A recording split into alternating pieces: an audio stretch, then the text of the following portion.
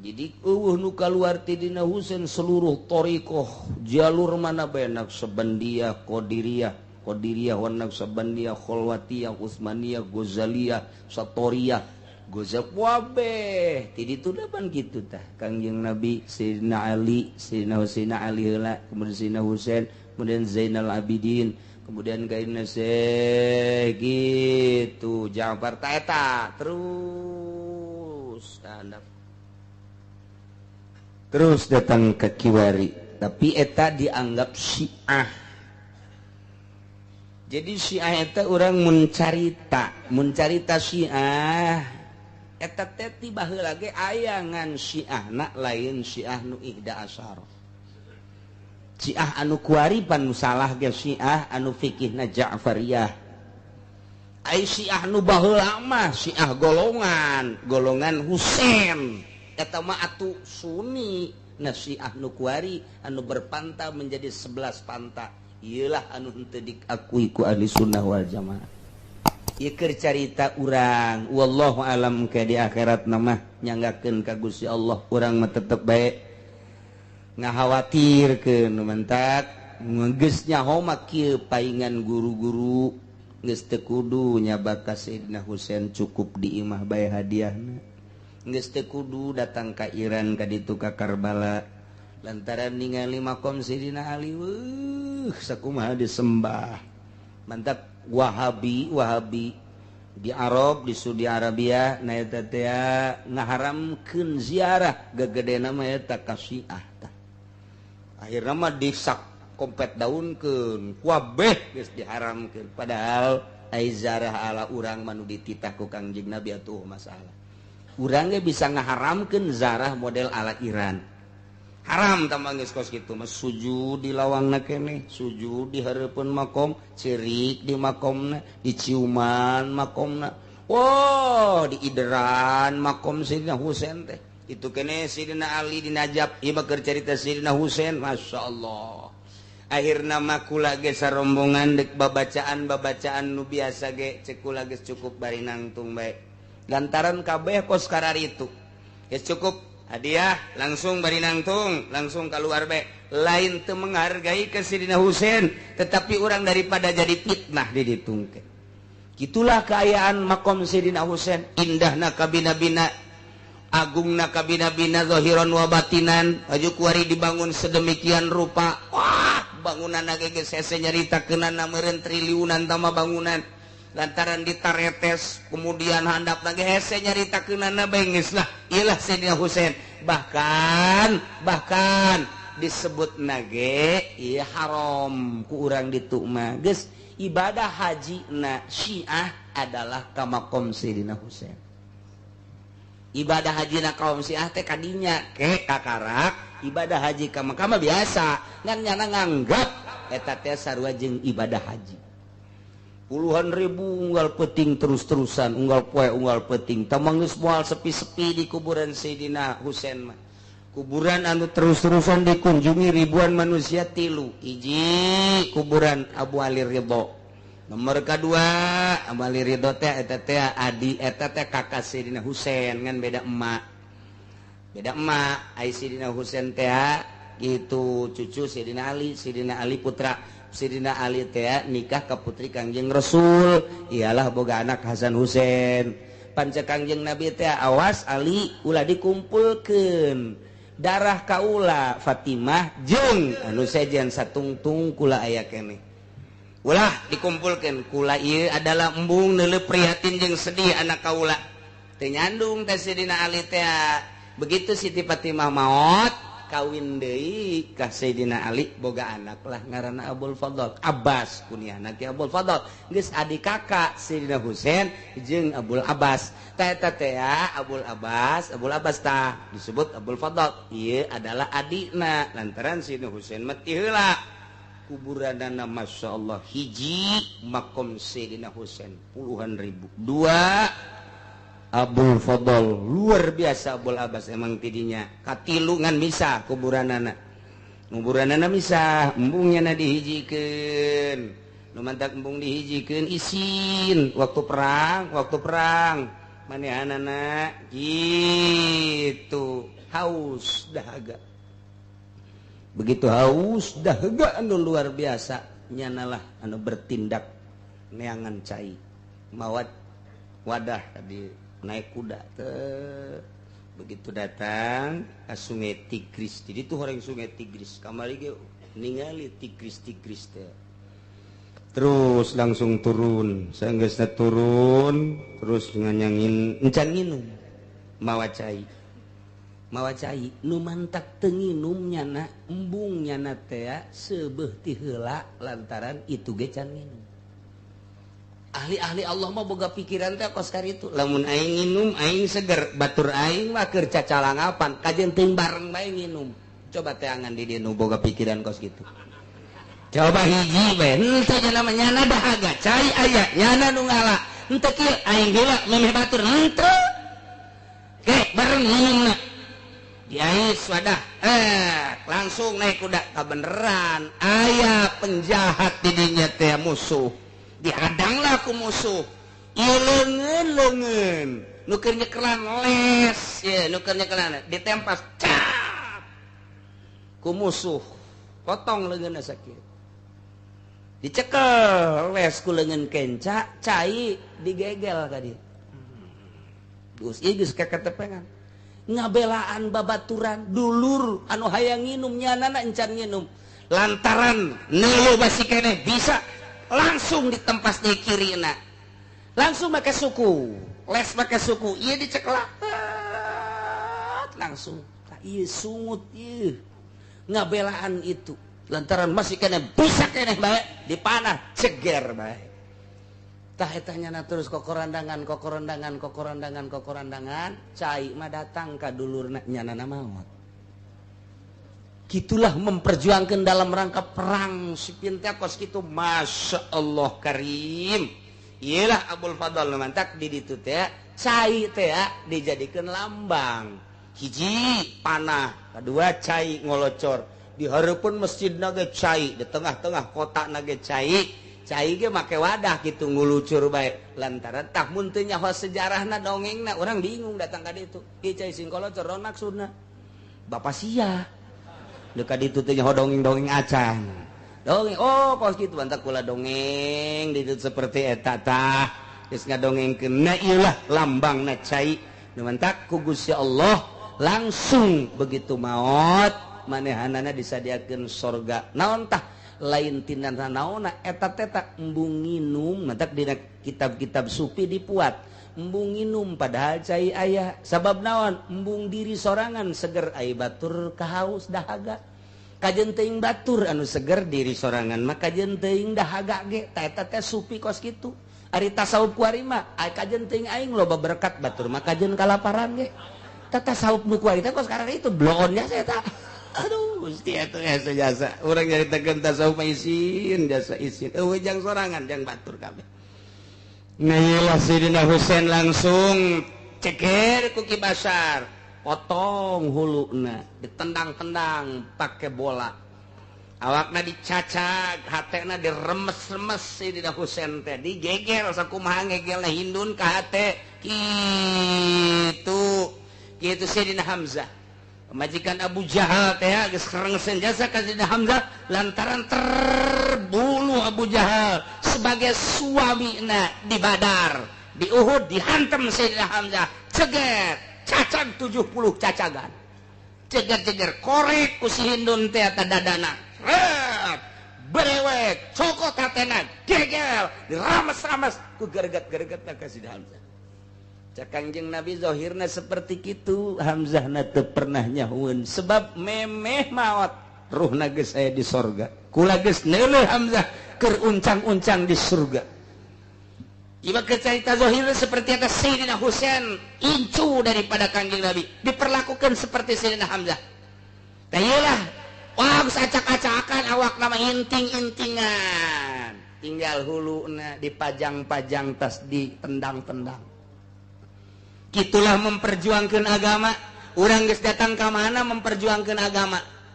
Geus datang ka mana urang coba kakarak setik diomongkeun leuh geus eureun kakarak teu menang berkat we eureun urang mah memperjuangkeun agama teh urang mah ojol urang mah tah ieu kos kieu Masya Allah karim nah huluna nu mentak awakna Sayyidina Husain teh dikubur di Karbala baheula mah seungit terus-terusan ku ari ge seungit hese nyaritakeun seungit ngan meureun geus campur-campur jeung parfum ayeuna mah hiji Sayyidina Husain puluhan ribu bae dua Ali Ridho puluhan ribu bae tilu Sayyidina Ali tamu moal eureun datang ka irah ge ribuan manusia teh mah di dinya mah ya Allah ya Rabbi tah baheula mah teu bisa dongeng karing ge urang ngacaan kitab ku ari mah geus nyaho urang ka Najab geus nyaho ka Karbala orang kos kitu jelema teh Masya Allah pohara jasa ngahormat ka Sayyidina Ali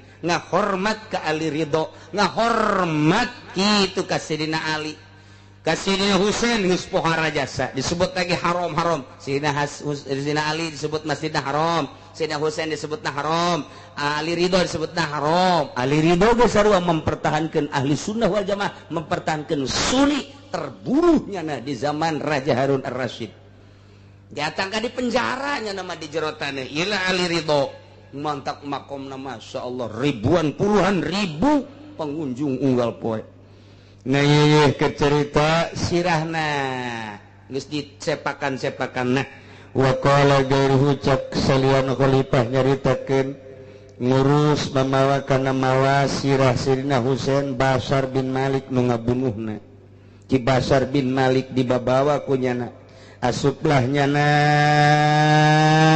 bari mamawa sirah Sayyidina Husain ka itu Ibni Ziyad bari ngomong kieu Ki Bashar teh ngomongkeun sirah nu tadi teh qataltu khairun nasi umman wa abban wa khairuhum yansibuhun nasaba kaula geus bisa ngabunuh kana pangmulia-muliana manusia ti segi indung jeung bapana digedak ngomong kos kitu teh tah ku saya nu ngagedak Ibnu Ziyad siap goblok ngomong kos kitu Taida ayin tah anda kakana kadalik lamun nyaho eta pangbagus sa manusia segi bapa jeung indungna mun eta dianggap pangbagus sa manusia kalima kota tahu kurang dibunuh atuh ku sia goblok sia ngomong bae kharunas kasih Husain tapi ku sia dibunuh wallahi demi Allah lan ieu teh moal diengkekeun deui sia ku aing teleukeun balesan aing lan ieu teh mini khairan masalamat tileungan aing sia salilana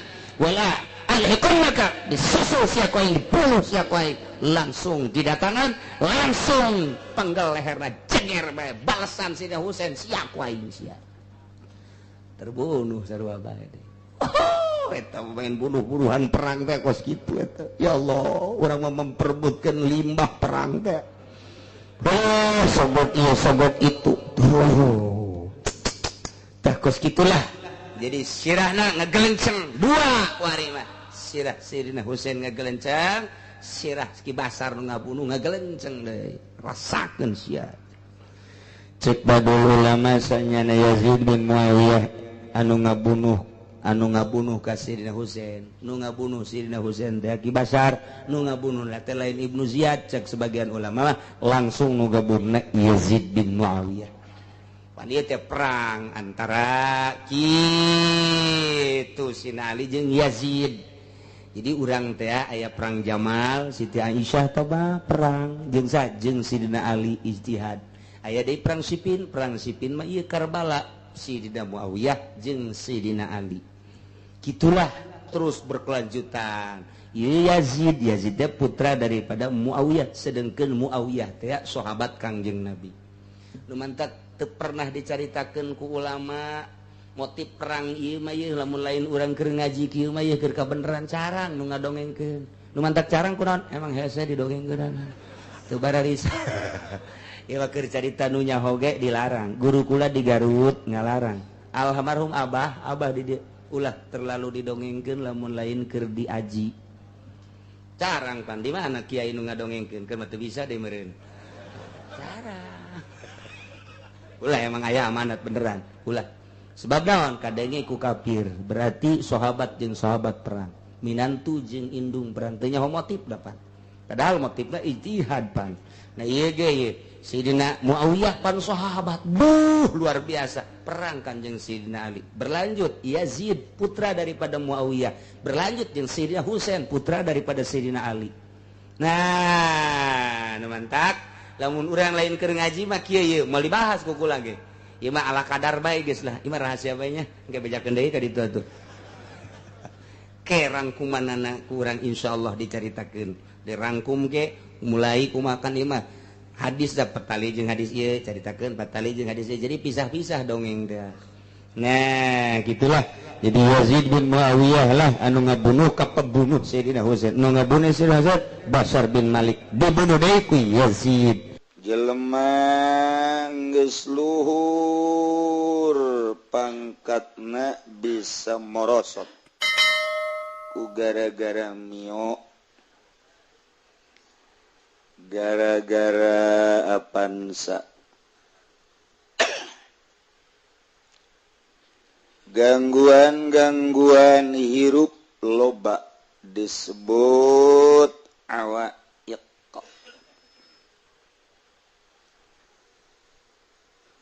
Gangguan-gangguan nuku urang kudu disingrai-singraikeun. Sebab satungtung urang aya bang baluh, urang moal jadi jelema luhur. Kabang baluhan ku dunya, kabang baluhan ku makhluk, kabang baluhan ku nafsu, kabang baluhan ku setan. Urang moal usul ilallah mahfud ngaranna.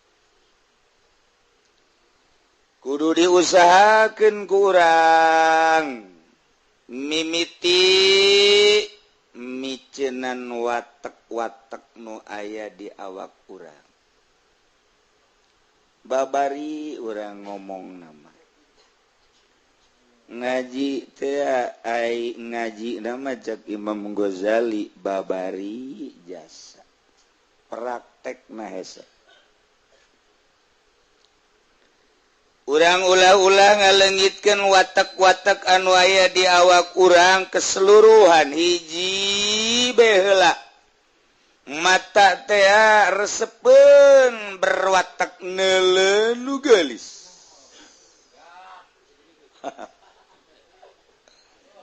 Hiji bae mata ku urang ditapaan. Teu bisa urang meureumekeun mata. Hiji tak eta ngaranna bang balu. Satungtung urang teu ngariadohan mata, urang moal jadi wali. Duatang kang ngujur ngaler moal jadi wali.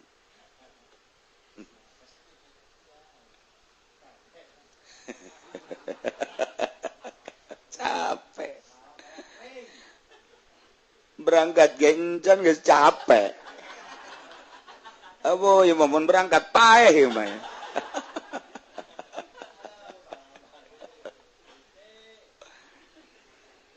Cili ngabogaan watak resepen pisan lamun ngadengekeun suara-suara nu merdu. Teu kadele ku urang sisarwitina mah tapi suarana duh di balik tembok ada suaramu ngos-ngosan.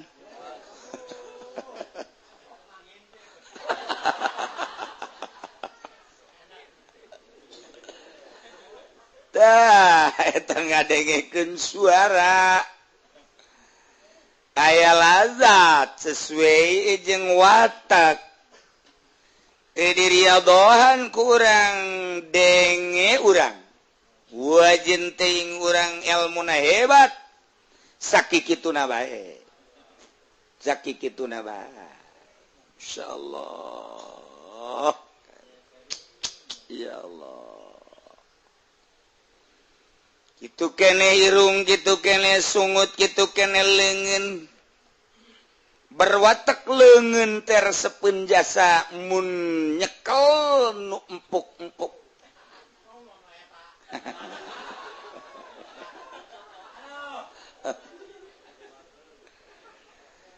Tadi riadohan kurang atuh geus mengpele.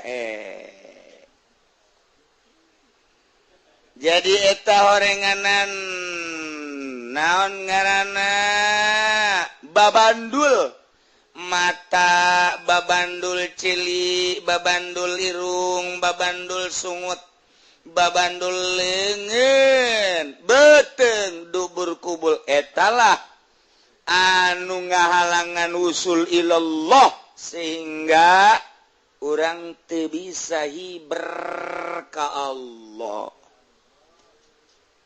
Mentek riyadhah ngajar nafsu.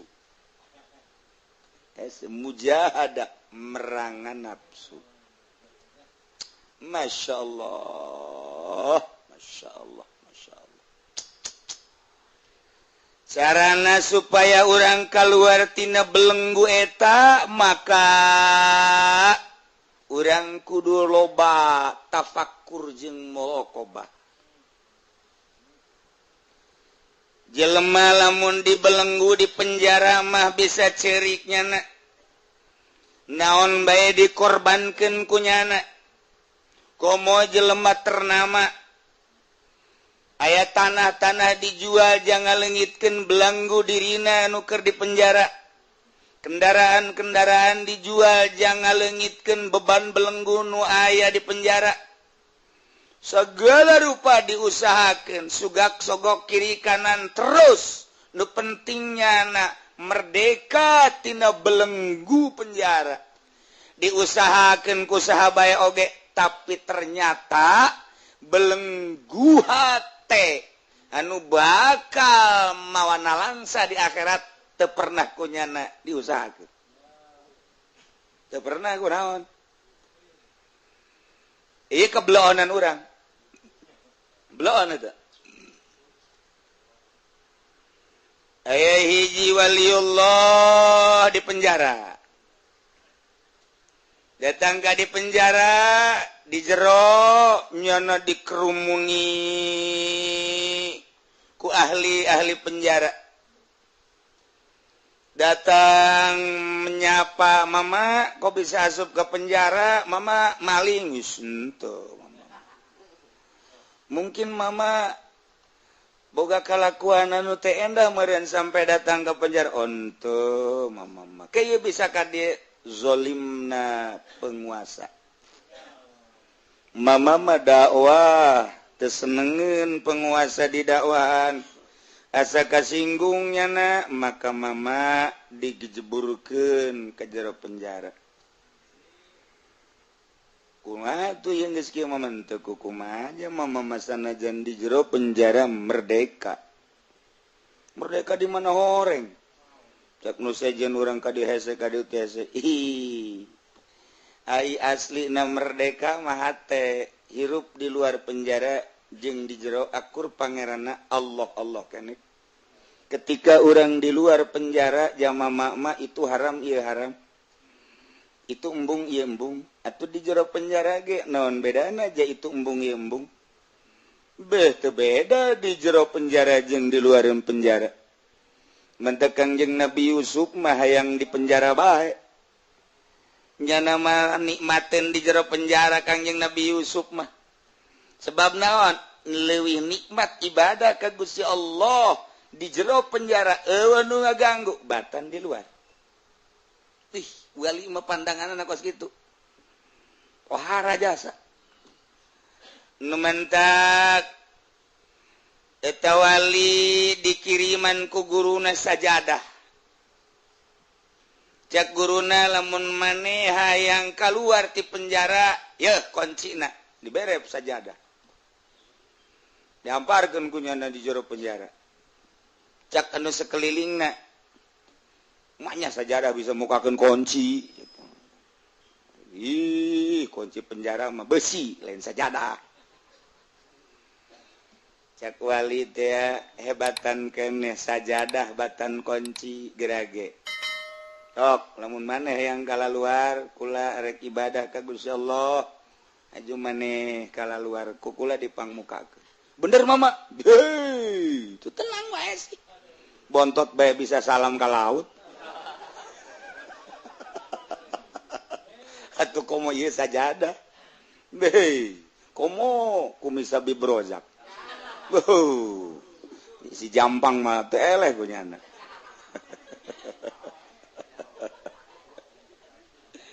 Masya Allah, jelema mah jelema nilai kumisa bibrojak biasa-biasa baik. Tapi monyet masih enak.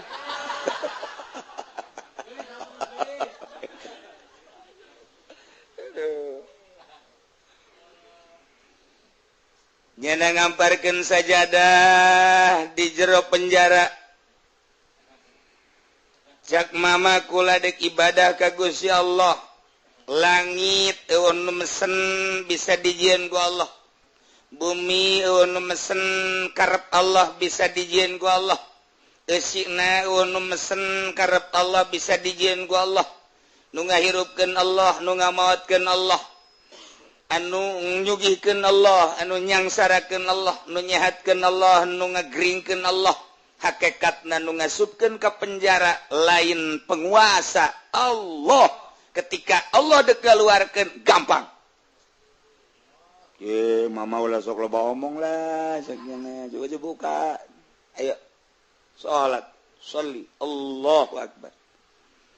Aya nu ngomong mama, eta salat usolina nan usoli libukail kunci, Allahu akbar. Sia sok aya nyaho bae. Segala salat-salat bae usolina ditanya ku sia. Komo lamun hayang salat hayang ieu naon garang-garana batu cincin daratang bangsa per naon ngaranna dare-dare dunia supaya datang aya salatna tak eta bae cenah kiai itu sia mah kitu bae pan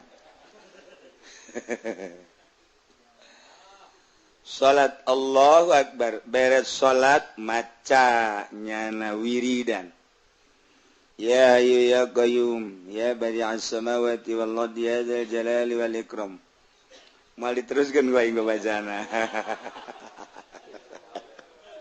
ke kusia dipraktekeun paranti muka kunci aju sia maling ditanya ilmuna nang tiki uci cenah pan aing jadi agen berarti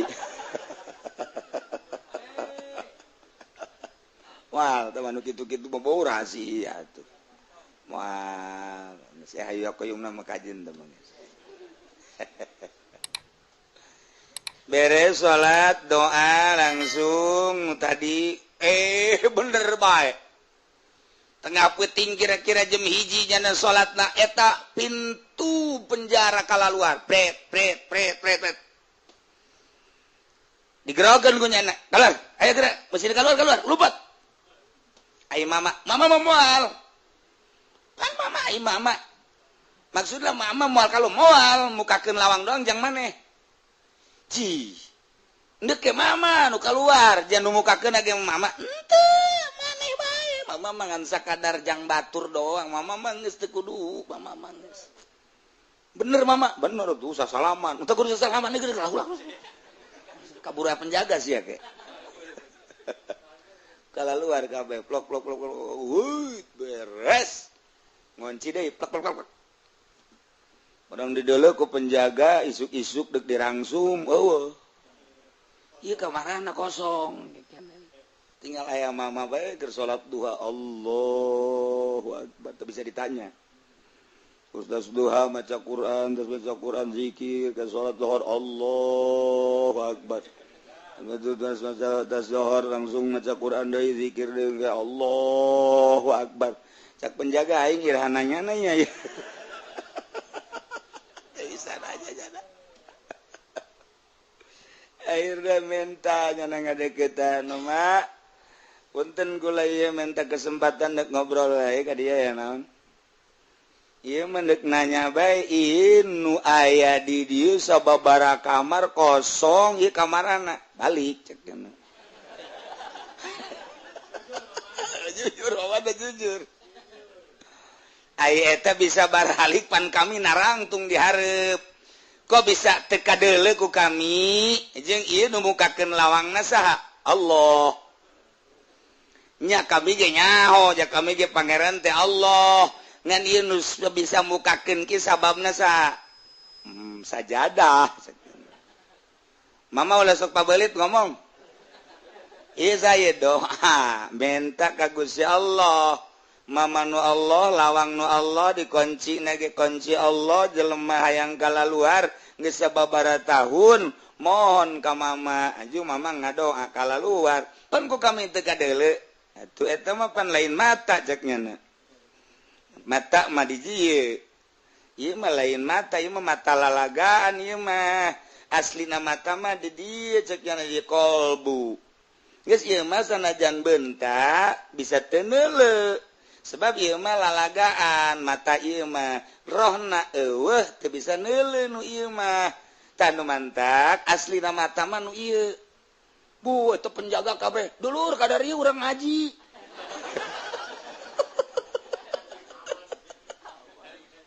wali mah di mamana ge ditaluturkeun ngaji bae coba mama bejakeun coba deui wow kabeh kru penjara hadir kabeh pimpinan penjara ke hadir coba mama jelaskan cek mama nu mantak ieu kaluarga sababaraha taun nyana dirindukeun ku dulur ku anak ku tatangga jeung can puguh boga kasalahan nu asli lantaran model kula bage asup ka penjara teu boga salah ku zalimna penguasa maka kula ge ngerkesela ka Gusti Allah wajar henteu mun dikaluarkeun ternyata cek Gusti Allah wajar sebab terseimbang jeung kasalahan anak maka mama ngadoa ka Gusti Allah nah kala luar setelah keluar ngonci deui nu dipertanyakeun kami jadi penjaga di dieu berang peuting kok bisa teu kadeuleu cek mama mata nu ieu mah bisa neuleu bisa henteu lantaran ieu mah mata lalagaan mata nu asli mah nu aya di jero kolbu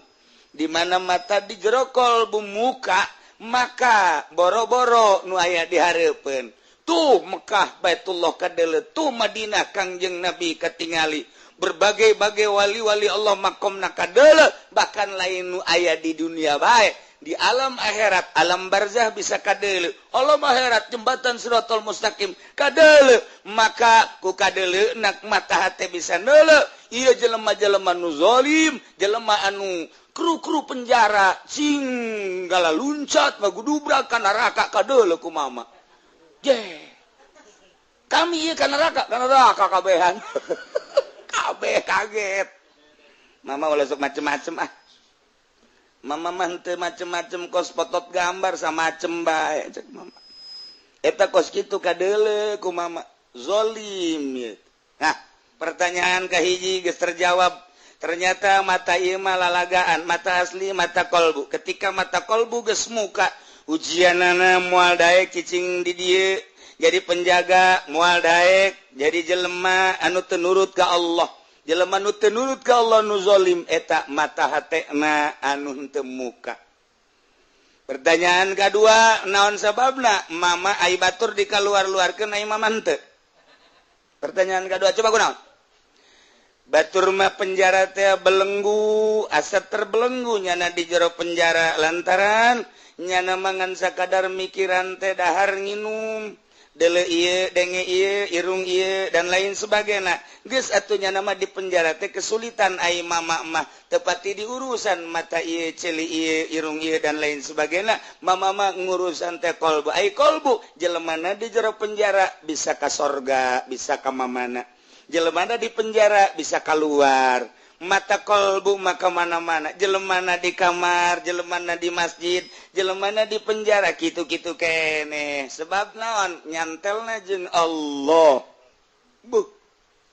mama coba-coba kami pagahan atuh abeh kami bisa ibadah ya apiap ka dieu ya ieu jadi ieu ndek jara diwali kabeh kabeh belajar ka mama mah teh yang keluar di penjara kumaraneh dek dikaluarkeun kami mama moal dek di penjara bae moal model Habib Rojak mun di penjara moal yang keluar naon sebab nama keluarga henteu guna ku pamajikan dicarekan bae dina nalika balik ja pamajikan geus teu butuhun sebab budongkar antikna geus teu hudang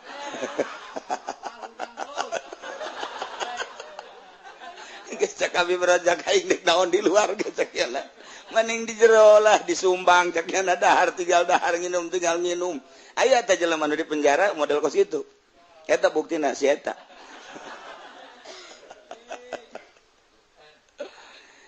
jadi jelema anu geus deket ka Allah mah hirup sarua bae kok bisa kos kitu lantaran deket jeung Allah ai Allah mah teu kakurung ku waktu teu kakurung ku zaman teu kakurung ku tempat ja urang nu kakurung ku zaman jeung kakurung ku tempat mah urang mah sebab urang mah kasorot ku panon poe ai Allah mah nu nyieun panon poe geus Allah mah teu kakurung ku zaman teu kakurung ku tempat Allah mah mun urang ngadeukeutan ka Gusti Allah bakal boga perasaan bahwa urang teh teu kakurung ku tempat teu kakurung ku zaman ku waktu atuh sarua bae di luar penjara jeung di jero penjara ibadah we ka Gusti Allah akur bae beurang jeung peuting lantaran teu karasa beurang teu karasa peuting eta kabeh penjaga-penjaga penjara ngararaji sakali dua kali tilu kali dasar hikmah ti Gusti Allah asup ka jero hatena eta kru penjara jara diwali kabeh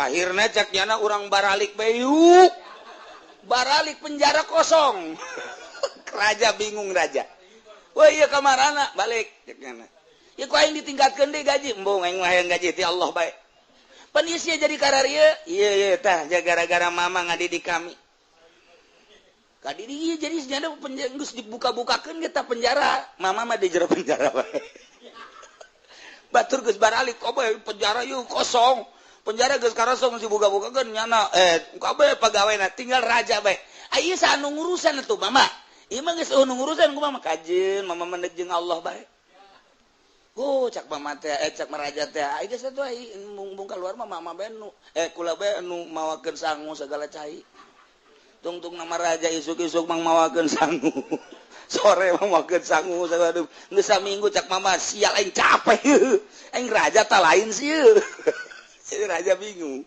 kita keluar embung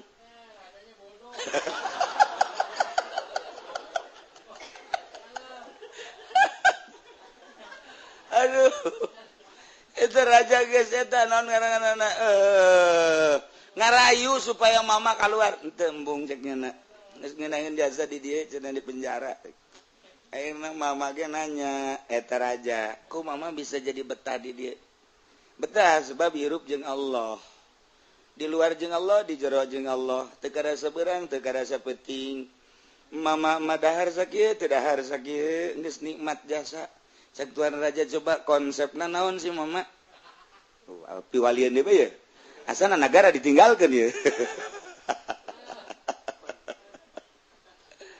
cak mama hiji tuan raja manuk di kurungan terbelenggu nyana hayang hiber tapi di kurungan teu bisa hiber manuk aya deui manuk anu di talian jangjangna di talian sukuna nyana hayang hiber lantaran dibelenggu ku tali teu bisa hiber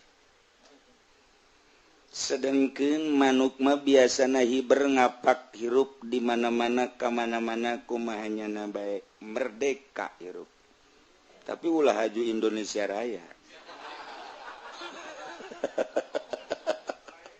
merdeka mah merdeka bae ulah haju negeriku taya manuk hiberan lantaran lepas tina belenggu tali jangjang tali suku kitu kene belenggu kurung tah ketika manuk dibuka talina kikipliknya tapi can bisa hiber lantaran sukuna di talian ketika talina geus dibuka manuk bisa hiber ka mana bae bener tapi aya nu bloon manuk gejek tuan ngecek mama mana tah manuk nu bloon nu mana manuk nubloon teh manuk anu geus dibukaan talina manuk anu geus dibukaan tali jangjangna manuk geus dibukaan tali sukuna manuk geus dikaluarkeun tina kurungna maksudna tinggal hiber ka mana sakahayangnya bae tapi manuk teu daek hiber eta manuk bloon bin tolol bin goblok eta kos kitu kemerdekaan aya di manuk lantaran geus eueuh belenggu sebab nyaritakeun nanaon ge geus aya di nyana nyaritakeun ilmu aya di manuk nyaritakeun gagah aya di manuk nyaritakeun merdeka aya di manuk kunaon manuk teu daek hiber malah kukulintingan kikipli kan eta manuk tolol bin goblok kenyahoeun nyana menikmati suasana alam mana gunung mana danau mana leuweung mana gurun manuk anu hebat mah atuh hiberan ka mana bae tah lamun aya manuk geus leupas ti belenggu haju teh hiber eta manuk tolol manuk goblok cak tuan raja teh mah jaka aing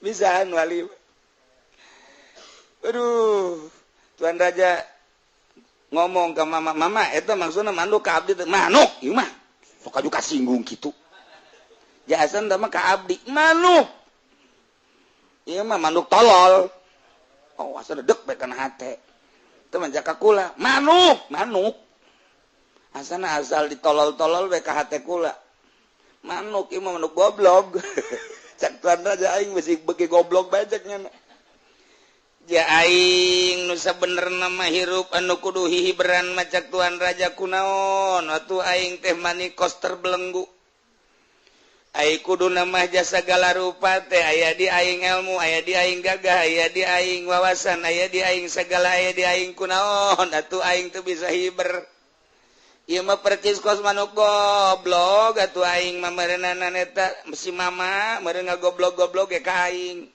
ulah sok aju kasinggung jak mama manuk ieu mah tapi asa ka kula atuh aya asa mah heueuh meureun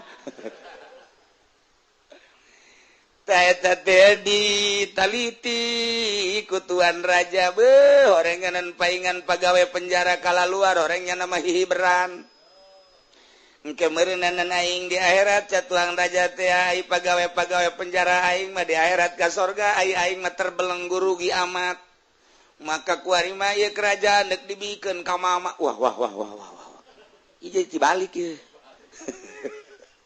mama abdi hayang merdeka kuari mah hayang hiberan ka ditu ka leuweung ka gunung ka mamana ieu mah kerajaan deuk dibikeun we ka mama kumaha jadi najis cek mama mah yang di penjara bae di dieu mama ieu penjara geus sorangan bae usah saha babaturan penjara eueuh kabeh geus dikaluar-keluarkeun ku mama aju ieu pagawe geus eueuh mama deuk di jero bae sorangan henteu sieun naon teh jeung Allah mama mah jeung nu boga dunya mama mah ambo cek tuan raja teh ku ngeunah-ngeunah teuing ngisi hirup kos mama abdi hayang kos mama coba bener hayang sakali dua kali tilu kali ditawajuhan kunyanat ku mama teh tuh dibimbing ih dengan singkat masya Allah teu hayang nyana jadi raja ilmu kawalian teh kos kitu tah lamun guruna wali muridna jadi wali ya Allah ya Rabbi nu mantap urang mah teu jadi wali atuh guruna ge walini hese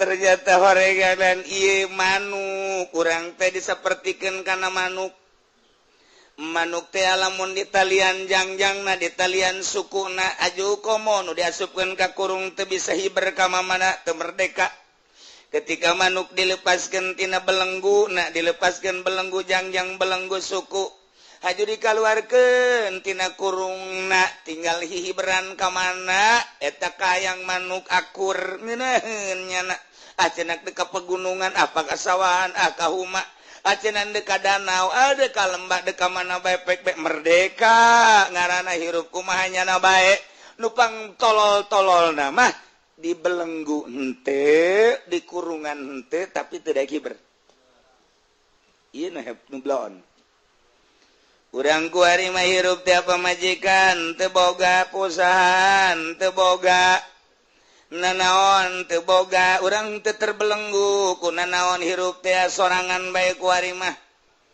kaeta teh lamun teu berugi lantaran nyana belengguna geus eueuh tapi teu daek hiber endahan kikiplik nyana di luhur kurung tolong teh coba cak anu boga manuk ge manuk atuh sia hiber manuk ku aing sia geus dilepas-lepaskeun teh tali jangjang sia suku sia tak kuari sia geus dikaluarkeun tina kurung hiber atuh endahan di luhur kurung kiplik kiplik kiplik kiplik cak Allah teh hei manusia sia ku aing geus dituduhkeun belenggu sia teh ku aing geus diraga-ragakeun kunaon atuh sia kikiplik bae henteu daek hiber tapang bloon-bloonna jelema anu geus dikaluarkeun tidak belenggu tapi henteu daek ibadah ka Gusti Allah eta bloon eta urang kuari mah nu mantak henteu ibadah teh lantaran tekanan keluarga pemajikan ditah dagang pantes urang kuari mah nu mantak henteu ibadah ka Gusti Allah teh lantaran urang boga jabatan tekanan tina jabatan pantes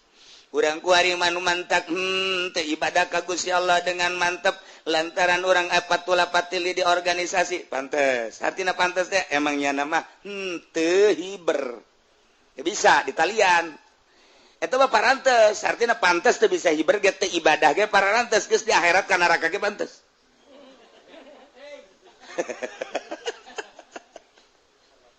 tapi ieu mah panti partai henteu organisasi henteu tani henteu gawe di pabrik henteu kemudian ngojek henteu segala rupa henteu malah cak pamajikan ge ka tuh hirup kumaha kakak bae teh mah ieu mah kula malah tuh jang geus sakikieun aja urang keur ngora mah geus kolot tapira urang mah tuh hirup ge ngadu tonggong doang sare geus eueuh kasenangan geus atuh kakak geus batu di masjid ge di mushola ngaji ka kaditu geus aya tasen di pamajikan berarti kan geus terbelenggu henteu terbelenggu jajang dahar aya ka ieu atuh urut-urut baheula teh kontrakan Jaya keneh dina teh anu kontrakan Jaya ieu lah tuh dijualan ku urang ge segala perhiasan-perhiasan jang dahar mah aya kuari mah geus kolot kakak kaji atuh geus bae kuari mah jabung atuh tuh ka ditu ka pangajian ngaji geus sanajan ka haji deuk di masjid bae ge kula mah geus ridho geus ka ditu kula mah seneng resep cak pamajikanna mah ja anak geus mandiri kuari mah incu geus bare nu ngarurusan urang tinggal duaan bae geus atuh ka ditu jabung eta ngaranna geus eueuh belenggu hajunya anana teu daek ibadah pangbloon-bloonna endahan jana kikiplik di luhur eta kurung kiplik cak dobogana goblok teh sih eta kan gerak Allah tah geus kakolotdakeun rineh eta teh geus eueuh belenggu nu sabenerna mah tinggal ngadeukeutan pangajian haju ngamantapkeun mokuskeun diri ibadah ka Gusti Allah henteu kudu hese capek eta pangbloon-bloonana pangbloonna jelema nu geus teh hese capek belenggu arareueuh tapi teu daek ibadah keneh bae siksana leuwih gede ke di akhirat bakalna gede jasa tah di akhirat eta kos kitu panggede-gedena siksanya na cak Allah teh sia teu daek ibadah bae ka aing sedengkeun ku aing geus dimerdekakeun sia taruhlah masa muda nama sia gawe taruhlah masa muda na sia dagang taruhlah masa muda sia naon gitu ngaranna bersikeras usaha tapi pan ku aing dibere umur panjang sia ajo ku aing belenggu jang dahar ambalaya pake ambalaya geus eueuh belenggu bahkan pamajikan ge ngucap ka maneh bahwa atuh haji ka ditu bae atuh jabung ka pengajian ka mushola ka masjid tapi sia masih kada teu ibadah keneh bae maka ku aing sia ieu bakal disiksana 7 lipeteun anu biasa Masya Allah karim ngeri sebab geus merdeka-merdekakeun ai wali mapan ngahaja ngamerdekakeun diri nya mah kuari teh naon ieu nu jadi belenggu nu jadi belenggu teh kuari mah ieu anak berusaha nya ngalepaskeun belenggu tina anak geus dirialdohan ku nya pamajikan lain kudu ditinggalkeun dicerai tapi carana setik supaya pamajikan urang mah urang paling ge kabutuhan doang koclek beres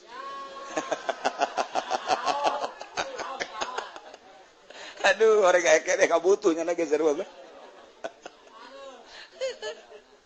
Nah ya di merdekakan terus tidak ada hariantina ini menpakai terus nya nama usaha wali mah etik-setik ngajauhan keluarga ngajauhan teh batin setik-setik ngajauhan makhluk setik-setik ngajauhan dunia capek tangtuna tapi Allah merek lantarannya anak usaha menjada wajad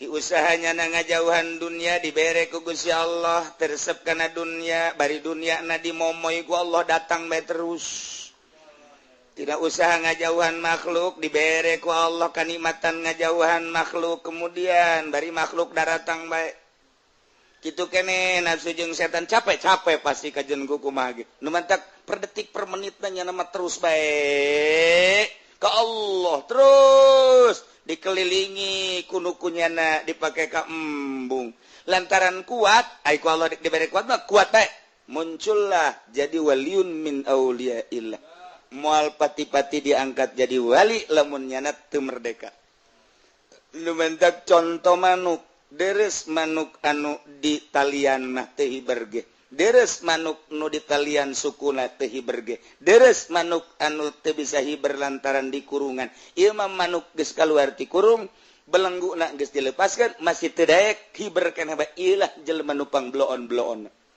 akhirna raja dirinya asa asup nasehatna terus beki dia beki ibadah beki mantap beki dia beki ibadah beki mantap kerajaan diserahkeun ka nu sejen nyana beki mantep jadi raja kamari mah raja teh secara zahir kuari mah raja na jadi raja batin nyana ngabandingkeun tatuan raja ternyata horenganan aslina raja mah horeng jadi kakasih Allah tuh ceknya nikmat orenganan hirup di mana bae ja Allah mah aya kumaha bae ge ja Allah nu ngurus kumaha bae ge ja Allah nu mere kumaha Allah bae Allah ja anu melindungi geus atuh sagala-gala rupa ge ka Allah horeng ieu jadi raja mah geus jadi camat jadi bupati raja lalagaan jadi gubernur jadi presiden raja lalagaan aslina jadi raja mah kos eta tadi mama kiai di luar penjara jeung di jero penjara bakal akur bae sebab hiji ngan ka Allah subhanahu wa ta'ala nu mantak ketika urang aya babandul mahfud ngaranna jelema nu dihinakeun ku pagawean yakni nu dibabandulan ku min ku ila ku an ku ala dan lain sebagainya sarua jeung manuk di talian jangjang di talian sukuna eta adalah teu bisa hihiberan nu kos kitu ngaranna mahfud namun daya kiai teu daek hiber teu daek ibadah secara batin eta kiai adalah kiai mahfud ngaranna pamarentah mahfud pedagang mahfud teh kang den hinakeun kang den asorakeun kang den gusrukeun kang den gejeburkeun kos gitulah menjadi horenganan wali mah cicing di mana bae ge mere elmuna ilmu kawalian bae sakumaha jelema ahli politik cicing di mana bae ge nu diomongkeun teh politik bae kajenting nya geus panyakitan bengek geus teu kiprah dina politik ketika ditatamuan ku jelema Waalaikumsalam waduh ini sekarang udah sakit iya udah asma udah parah kok ada semenit 2 menit terus kadituna ngobrol politik deh bae nyana geus setruk geus kieu bae ngagoler bae padahal mah ketika orang datang kadinya nyana mantan gubernur nyana mantan menteri misalnya nyana mantan bupati ketika orang datang kadinya silaturahmi sakedeung mah ngobrol nu lainna kadituna politik deh bae ketika jelema ahli ekonomi kajian kuku mage urang namu kanyana moal kebel ngobrol nu lain mah kadituna nyaritakeun perkembangan ekonomi urang ku hari malamun namu ka Elias Pikal sakedeung urang ngobrol nu lain-lain pasti kabelah ditu mah ngomongkeun tiju bae kajian kuku mage urang lamun namu ka si Supratman sa si Herman katen kesebelasan Persita Tiasa karangarana gegeraan sa geraan udah sok seserian siap bangun teu nyaho nyaho pasti ngobrol kena tentang main bola baik. Jadi berarti almaru iji jelema eta teh mah manahaba bareng jeung nu dipake ka resep ku nyana resep politik ngobrol politik nyana resep ekonomi ngobrol ekonomi nyana resep budaya ngobrol budaya kiai ge ka resepna fikih ngobrol fikih bae kiai ka resepna alat ngobrolna alat bae kiai ka resepna usul fikih bae kiai ka resepna hadis ngobrolna hadis bae kiai ka resepna teh ieu mah ka resep nyana mah resepna teh mah nyana mah di pendopo bae cara Ki Pudoli atuh eta bae jeung Habib Rozak balik dikasih berapa Bib galbengnya dari 10 juta mah 300.000 aja pendi jadi beda 300.000 aja kita balik sorangan biak di jalan budak rugi nya 300.000 biak di jalan di akhirat kana neraka geus pokona pangrugi-rugi na jelema aja pendi guys pokona aduh jangan kayak ngomong yang mal deui cek yang lain kan emang di ditu naon bae tuh ngaji pedi ngaji yasin sih emang ngaji yasin di itu karena Allah henteu cek mana aya di pendopo karena Allah tsunami bisa tah ieu ge wali mah di mana bae ngembangkeun ilmu kawalian kos dukun hirup di mamana ge ngembangkeun ilmu dukun bae wajan kuku mahal ge urang mah ngobrolkeun batu teh batu alimaya sungai darek itu bacannya nama lain wo ieu maunahan ieu batu combong lamun ditoelkeun nyileuk ke jelema lamun dikatakeun ngudag ceuk ieu atuh terus bae dukun mah ngobrol lagi kos kitu bae cenah mah ieu anti tembak ieu anti cukur eta perdukunan mah kos kitu bae mantek sing hade eta cincin nu dipake ku Habib Rozak teh lain sambarangan eta mah cincin teh eta waktu gunung meletus eta cincin eta nu kaluar ti gunung teh eta ngan sakikituna eta mah gunung meletus teh lain deuk meletus naon deuk kaluarkeun cincin nu dipake ku Habib Rozak bae eta mah eta dukun lamun ngomong blon pohara ieu lah cenah kiana cincin geus kaluar mah cincin ieu atuh gunungna ge geus teu meletus deui pada eta gunung eta dukun geus ngomong pohara amat. Jadi orang teh ngarasa mau pohara mah teh si cincin. Bukan ngan sakikituna. Gunung meletus teh deuk ngaluarkeun ieu doang, mentek ieu. Pohara jasa.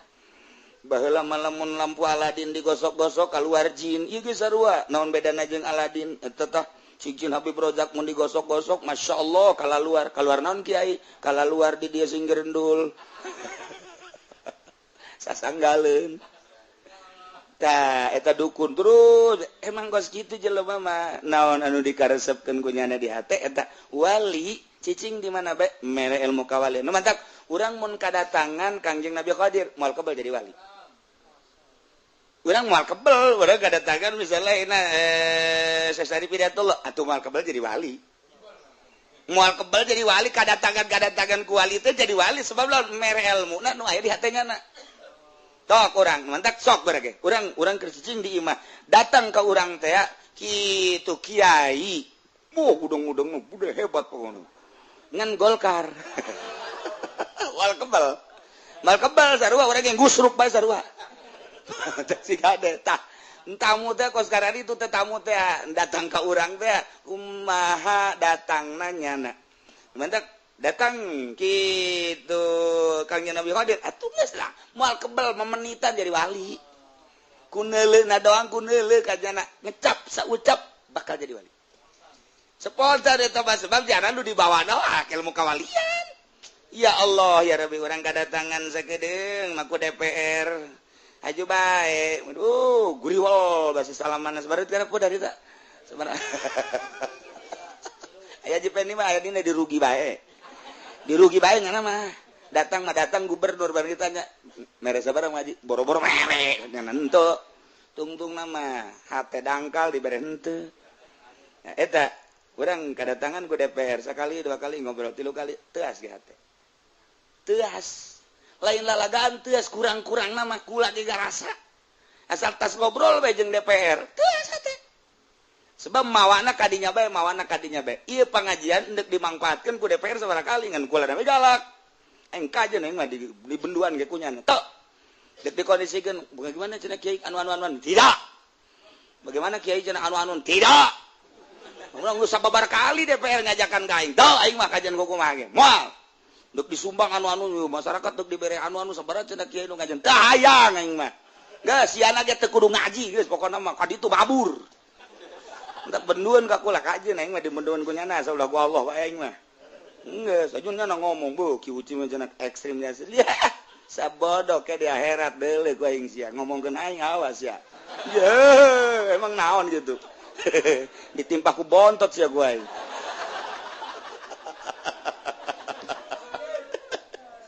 Ieu keur carita eta wali datang mere ilmu kawalian.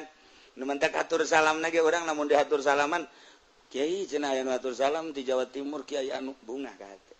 Kiai anu atur salam Kiai anu geus ti lokal luar aju ka dieu ka Kiai Jawa Heureut bunga. Betul-betul Kiai DPR atur salam sial. Cak DPR teh beuh aing pamenang atuh deuk menang di mana jeung mana neraka. Dah cenah aing moal ngaji sanu nita ngaji deui na geus sia. Aing ulah dikitu-kitu teh aing mah deuk kitu bae aja.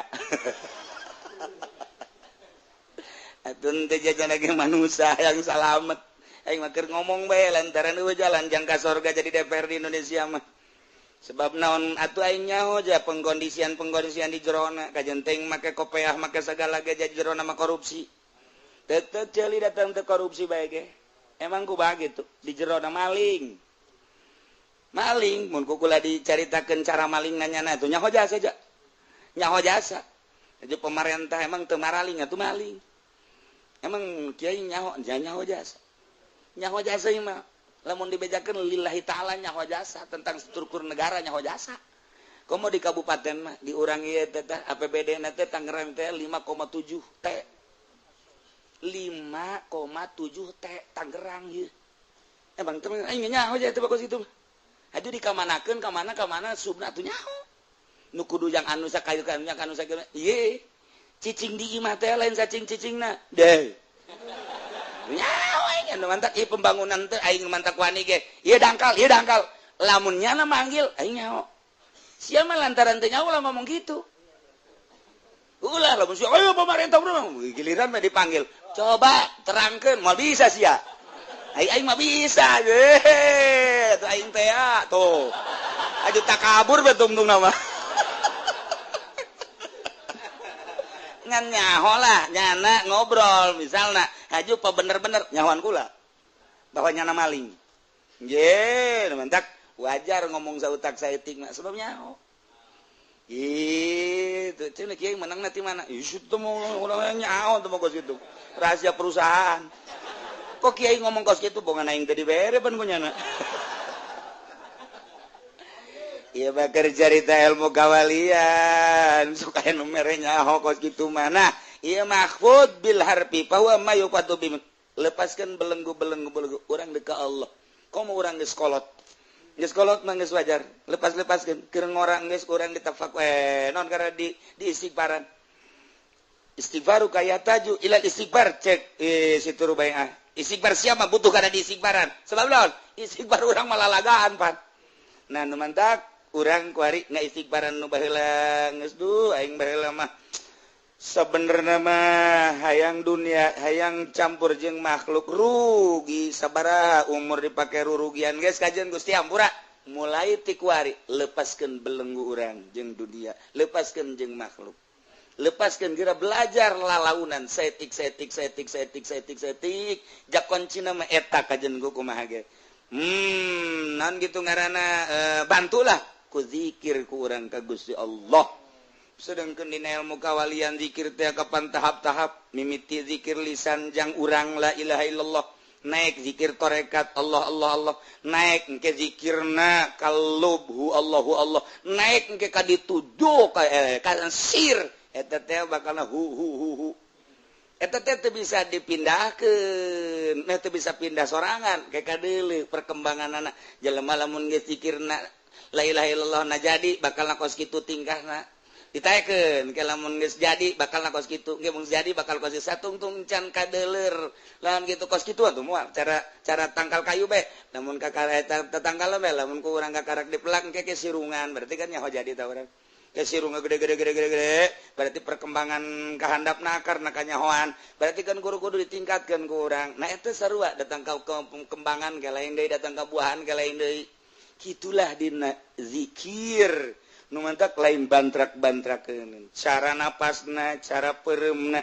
meremkeun mata ieu meremkeun mata hate dan lain-lain sebagainan mantak Kangjeng Nabi nyarita mutu qoblaan tamut paehlah maneh memeh maeh paneh titah paeh ti heula memeh paeh beneran kudu kumaha eta atuh mau golok bae urang atuh udah bunuh diri bae lain kitu tetep kudu aya nu ngabimbing cik maehan teh maehan naon ieu teh maehan tina kahayang nafsu-nafsu kitulah ieu mah keur carita horenganan aya ilmu fikih aya ilmu tauhid aya ilmu tasawuf aya ilmu thariqah aya ilmu ma'rifat aya nu ngabimbing-ngabimbingna ilah kudu kaluar tina belenggu lepaskeun belenggu lalaunan sanajan urang teu berthariqah ngalepaskeun belenggu bakal nikmat bae bakal nikmat kajen kumaha ge Allahumma shalli wa sallim ala sayyidina Muhammadin fil awwalin wal akhirin wa barik wa sallim wa radhiyallahu ta'ala an sadatina ashabi sayyidina Rasulillah ajma'in